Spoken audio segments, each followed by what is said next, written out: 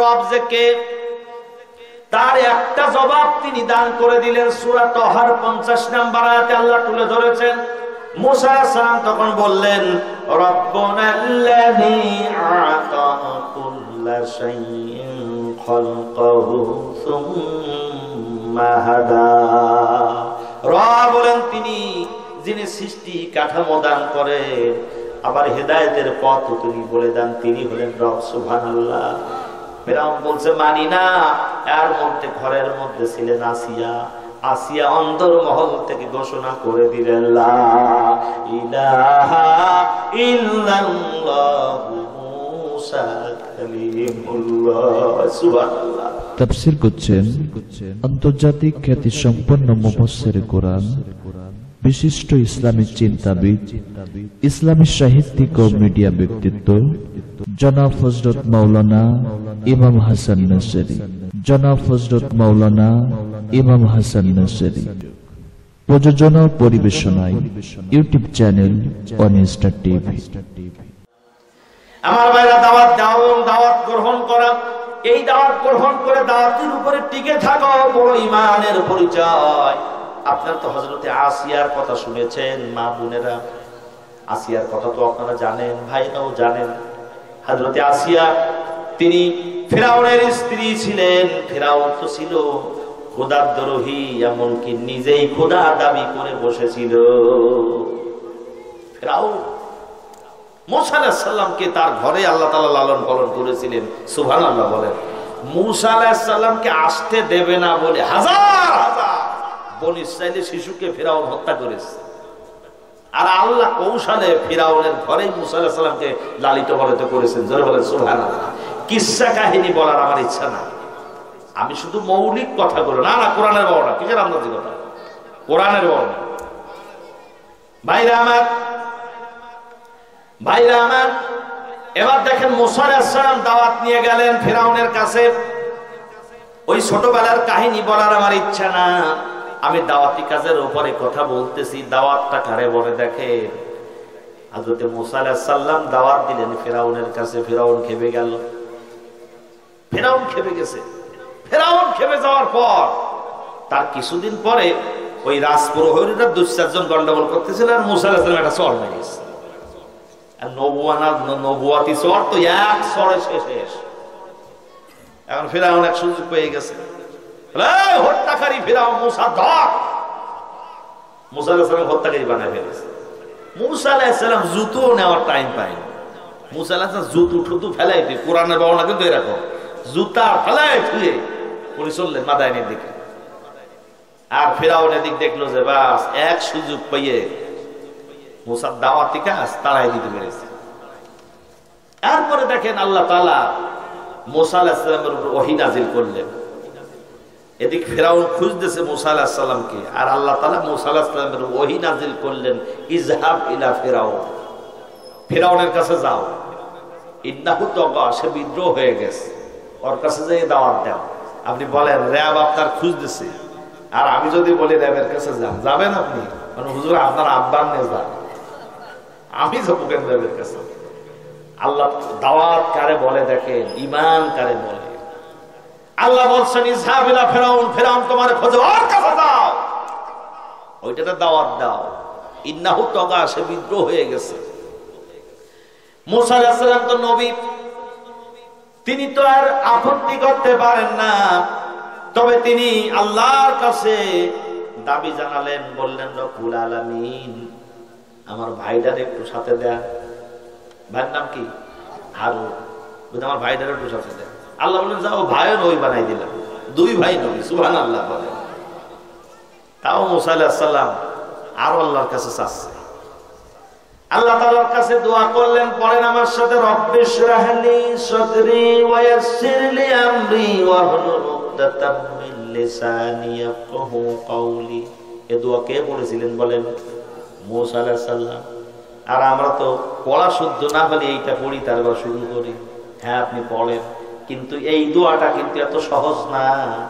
এই দোয়াটা হলো ফিরআউনের দরবারে যাওয়ার আগে আল্লাহর কাছে মুসা আলাইহিস সালাম দোয়া করেছিলেন। এটা দাওয়াতি কাজের বিরাট দোয়া। আল্লাহ রব্বি ইশরাহলি, মাবুদ আমার সদর বড় করে দাও, আমার জবানের জড়তাকে দূর করে দাও, আমাকে মজবুত কদম দাও, যাতে করে আমার কথাগুলো তার সামনে মজবুত ভাবে পেশ করতে পারি, আমার কথা সে বুঝতে পারে। সুবহানাল্লাহ। মুসা আলাইহিস সালাম তোতলাও ছিলেন। এখন যে খুঁজতেছে সেইখানে যাই হাজির হলেন মুসা আলাইহিস সালাম। বললেন, ও ফিরাউন, এই তো আমি হাজির। এখন যে আপনি কারোর খুঁজতেছেন আর সে যদি জায়গায় কি বলতিস বল, তখন কিরকম হয়? আপনার ভয় লাগবে না? আপনি মনে করেন একজন আমার সামনে দেখা হোক, তারপর হবে। কিছুক্ষণ পরে সে যদি আমার খুঁজতেছো, কি বলবো বল, তখন কিন্তু আরো ভড়কে যায়। আর ফিরাউন দেখতেছে আমি মুসার খুঁজতেছি চতুর্দিকে, আর মুসা আলাইহিস সালাম আমার দরবারে হাজির। এসে মুসা আলাইহিস সালাম বলছেন, ও ফিরাউন, তুমি রব নাও, রব আল্লাহ রাব্বুল আলামিন, তুমি তাওহীদ গ্রহণ করো, লা ইলাহা ইল্লাল্লাহ, জোরে পড়েন লা ইলাহা ইল্লাল্লাহ, আর জোরে লা ইলাহা ইল্লাল্লাহ, আল্লাহ ছাড়া কোনো ইলাহ নাই। ফিরাউন বলল, কি আশ্চর্য ব্যাপার, তুমি আমারে তাওহীদের দাওয়াত দাও, আমার বাড়ি খাইয়া বড় হইছো, এই কি আছিস ধর। হাত তো ধরে না কেউ। মুসা আলাইহিস সালামের ব্যাপার তো জানে যে একচলে মেরে ফেলিছে, অত সহজে আসে নাকি কেউ? এখন সাথে কেউ আসে না। এরপর ফিরাউন বলতেছে, তুমি যে রব, আমি তো রব। বলছে, না তুমি রব না, তাহলে তোমার রব কে? তোমার রব তাহলে কে? মুসা আলাইহিস সালাম রব যে কে তার একটা জবাব তিনি দান করে দিলেন। সূরা তাহার 50 নম্বর আয়াতে আল্লাহ তুলে ধরেছেন।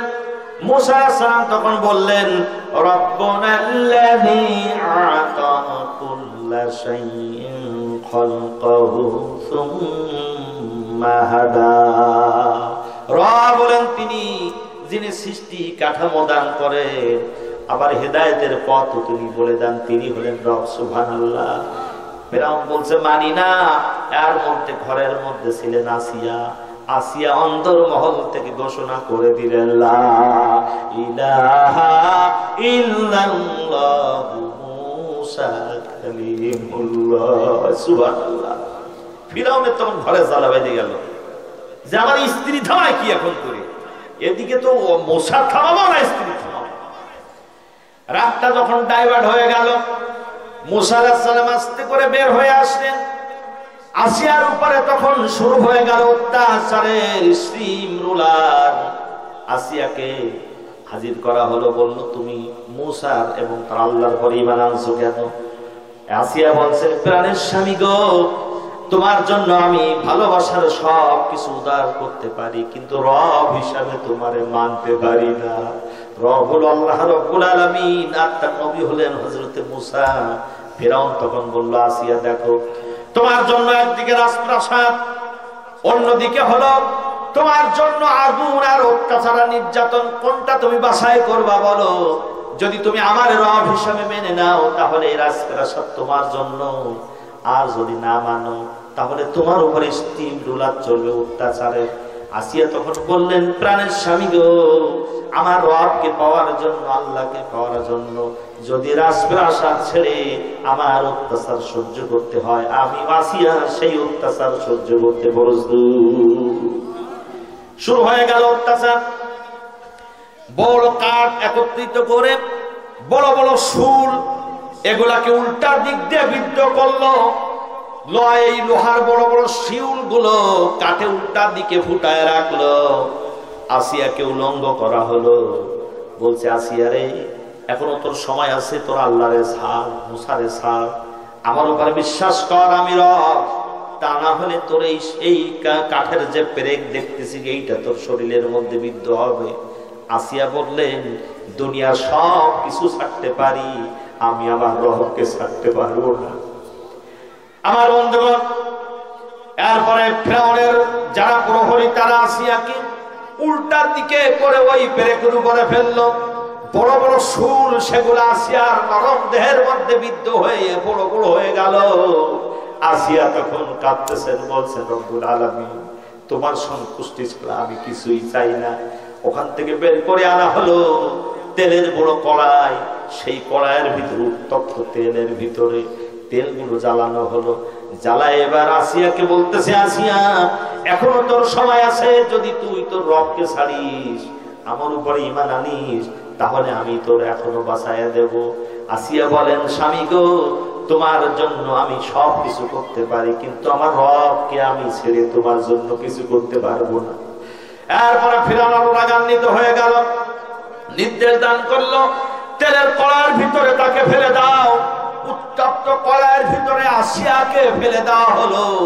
আসিয়া যখন কড়াইয়ের ভিতরে ভাজা হয়ে যাচ্ছেন, যখন তিনি পুড়ে ছাই হচ্ছেন, চিৎকার করছেন, রব্বুল আলামিন তুমি আমার উপরে সন্তুষ্ট হও। ও মাবুদ, তুমি যদি আমার উপরে সন্তুষ্ট হও, আমার কোনো কিছু দরকার নাই। আল্লাহ রব্বুল আলামিন তখন হযরত জিবরাইলকে বলেন, জিবরাইল রে, আমার জান্নাতটা আসিয়ার সামনে খুলে ধর, প্রকাশ করে ধর, যাতে করে আমার আসিয়া আমার জান্নাতের নাজ নিয়ামত দেখতে দেখতে আমার কাছে আসতে পারে। আমার বন্ধুগণ, সুতরাং দাওয়াত দেওয়া, দাওয়াত গ্রহণ করা, দাওয়াতের উপরে টিকে থাকা, এটা ঈমানের বড় অংশ, জিহাদের অংশ। আজ আমি আর কথা বাড়াবো না, রাত অনেক হয়ে গিয়েছে। জিহাদের 5টা অংশের একটি অংশ বললাম মাত্র। আসুন আমরা সবাই মিলে আল্লাহর কাছে ফরিয়াদ করি, আল্লাহ যে ঈমান আর জিহাদের কারণে তুমি জান্নাত দিবা, ওই ঈমান আর জিহাদ যেন আমরা করতে পারি, আমাদের তৌফিক দান করো, বলেন আমিন। একটা মুসলমান উঠবেন, আমরা দোয়া করবো। তা জিহাদের একটি ধাপ বললাম, বাকিগুলো আপনারা একটু পড়ে শুনে নেবেন, অন্যদিন কথা বলা যাবে ইনশাআল্লাহ। আল্লাহ তৌফিক দিলে আমরা এখন বিসমিল্লাহ সহকারে সূরা ফাতিহা পড়ি একবার, সূরা ইখলাস পড়ি 3 বার, কয়েকবার দরুদ ইব্রাহিম পড়ি। সবাই বসে পড়েন, যুবকেরা, তরুণেরা, সোনামানিক, তোমরা হাঁটতেছো কেন? বাবা বসো, তোমাদের যুবক বয়স, দোয়া করে যাও। আমরা সবাই পড়ি বিসমিল্লাহ।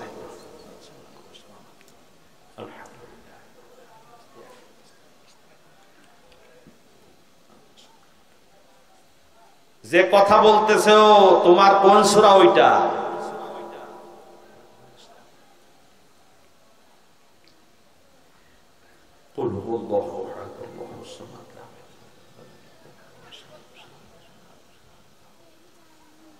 আমরা একটু তওবা করি, আস্তাগফিরুল্লাহাল্লাযী লা ইলাহা ইল্লা হুয়াল হাইয়ুল কাইয়্যুম ওয়া আতুবু ইলাইহি। আবার পড়েন, আস্তাগফিরুল্লাহাল্লাযী লা ইলাহা ইল্লা হুয়াল হাইয়ুল কাইয়্যুম ওয়া আতুবু ইলাইহি।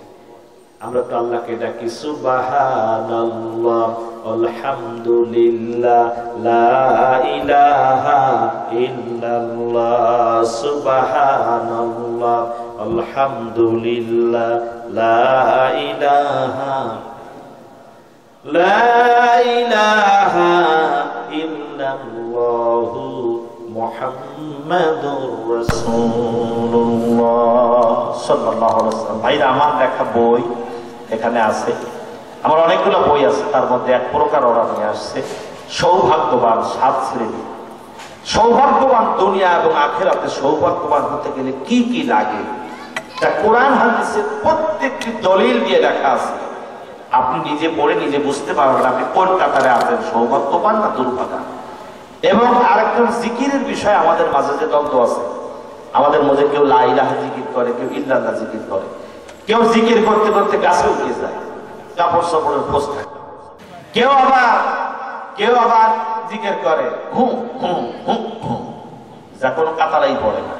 কোনটা সহি জিকির?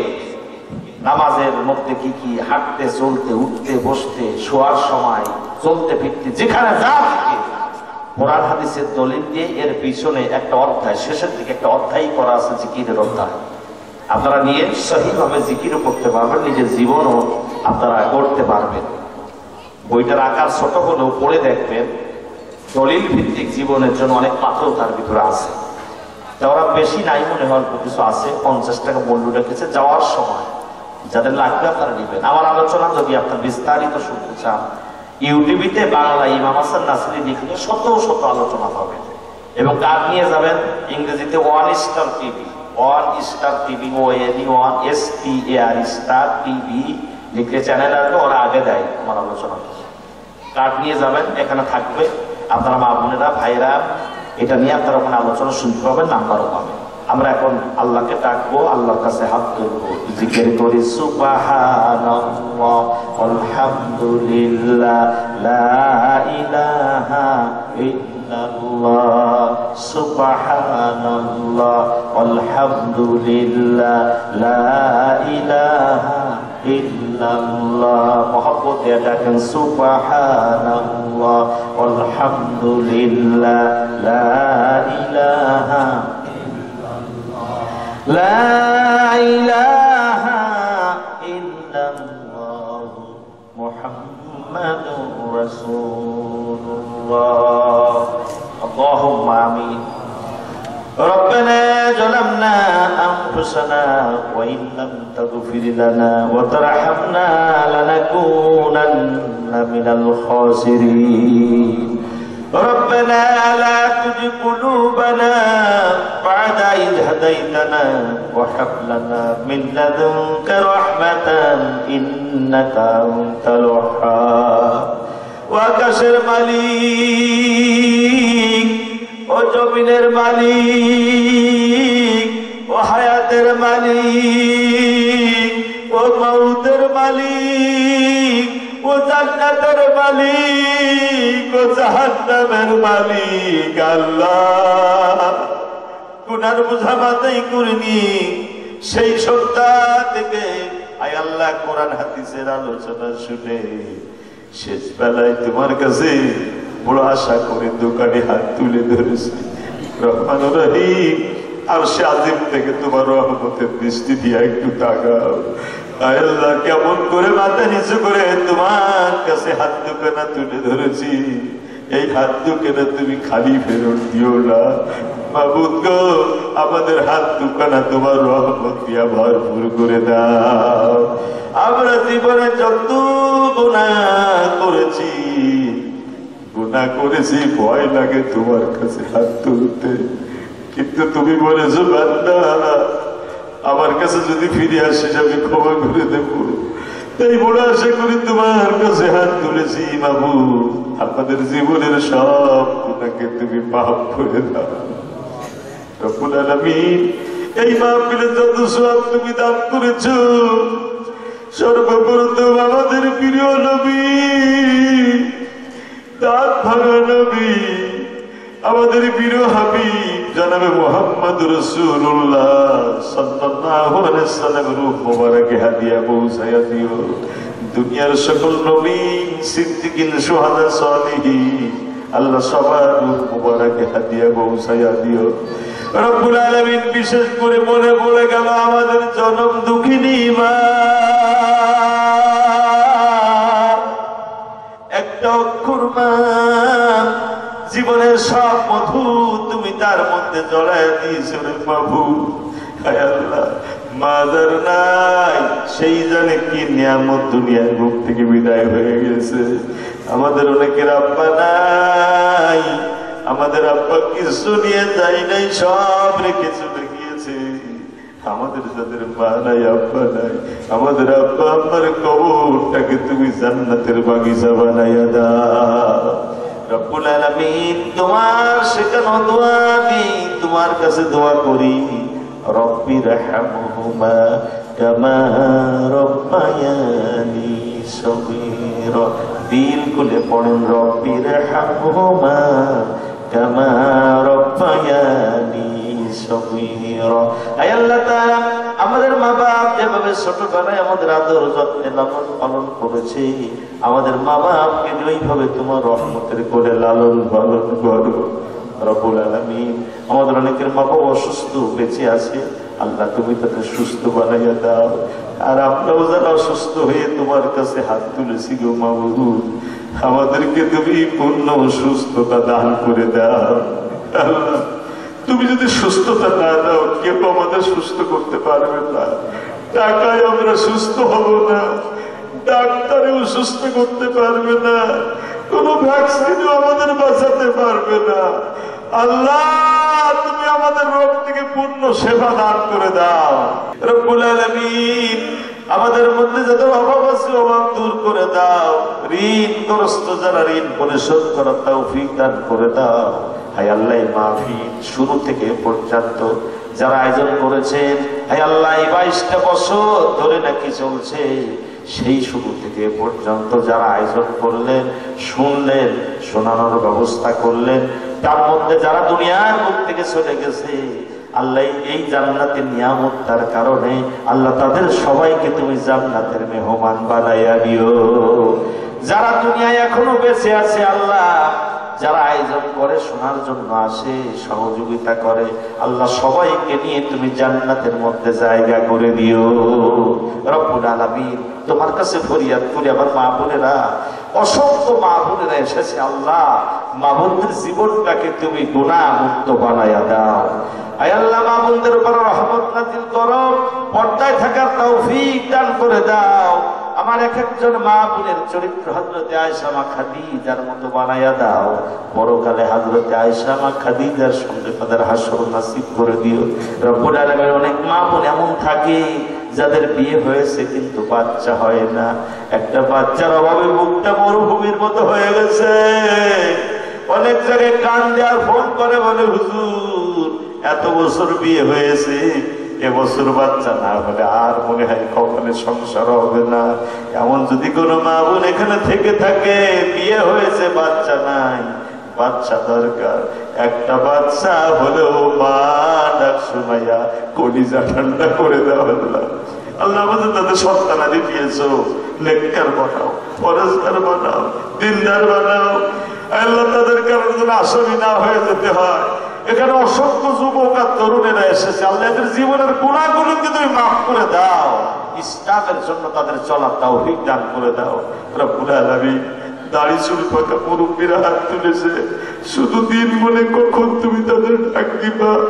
আল্লাহ এই মুরব্বীগুলো মাফ করে দাও, বাকি যে জীবনটা আছে নেক কাজ করে তোমার কাছে যাওয়ার তৌফিক দান করে দাও। আজকের মাহফিলের সভাপতি একজন আলেম মানুষ, বহু ওলামায়ে হযরত যাদের আমি ছাত্র হওয়ার যোগ্য না, আল্লাহ তারা অনেকেই মাহফিল বসে বসে শুনেছে, আল্লাহ তাদের নেক মাকসুদকে পুরা করে দাও। আল্লাহ তাআলা তোমার কাছে ফরিয়াদ করে এই মাহফিলের জন্য যারাই সহযোগিতা করলো, সবার কিসমতকে তুমি দুনিয়া আখিরাত সব জায়গায় তুমি উজ্জ্বল করে দিও। আল্লাহুম্মা আকরিমনা ওয়া লা তুহিন্না। আল্লাহ তোমার কাছে চাই, তোমার বান্দা বান্দিরা কে কি চায় তুমি শোনো বাবু। ভাইরা মা বোনেরা, আপনাদের মনের কথা আপনারা আল্লাহকে বলেন, আপনাদের কথা আল্লাহ ডাইরেক্ট আল্লাহর কাছে বলেন। তোমার কাছে আবেদন করি, তোমার বান্দা বান্দিরা চুপি চুপি তোমার কাছে কি চায় তুমি মেহেরবানি করে শোনো মাওলা। তাদের কথাগুলোকে তুমি শোনো, তাদের মনের নেক চাওয়াকে তুমি পূরণ করে দাও আল্লাহ তাআলা। আব্দুল মজিদ ভাই অসুস্থ, কিছু টাকা দান করেছে, আল্লাহ ৫,০০০ টাকা, আল্লাহ তুমি তার দানকে কবুল করে নাও। আমার ভাইরা যে ১ টাকা থেকে শুরু করে যা দান করলো বাবু, সকলের দানকে তুমি মঞ্জুর করে দিও। আল্লাহুম্মা ইন্নাকা আফুউন কারীম তুহিব্বুল আফওয়া ফা'ফু আন্না ইয়া মুকাল্লিবাল কুলুব সাব্বিত কুলুবানা আলা দীনি ইয়া মুসাররিফাল কুলুব সাররিফ কুলুবানা আলা তাআতিক। সুবহান রাব্বিকা রাব্বিল ইজ্জাতি আম্মা ইয়াসিফুন ওয়া সালামুন আলাল মুরসালিন ওয়ালহামদুলিল্লাহি রাব্বিল আলামিন। ওয়া জাআল আখির কালামিনা ইনদাল মাউত লা ইলাহা ইল্লাল্লাহু মুহাম্মাদুর রাসূলুল্লাহ। আসসালামু আলাইকুম ওয়া রাহমাতুল্লাহ। এতক্ষণ শুনলেন মুহতারাম মাওলানা ইমাম হাসান নাসিরী হুজুরের তাফসীর। Mobile number 01712283097। হুজুরের সকল তাফসীরের অডিও ভিডিও সবার আগে পাওয়ার জন্য অন স্টার টিভি চ্যানেলটিকে সাবস্ক্রাইব করে আমাদের সাথেই থাকুন। জাযাকাল্লাহু খাইর।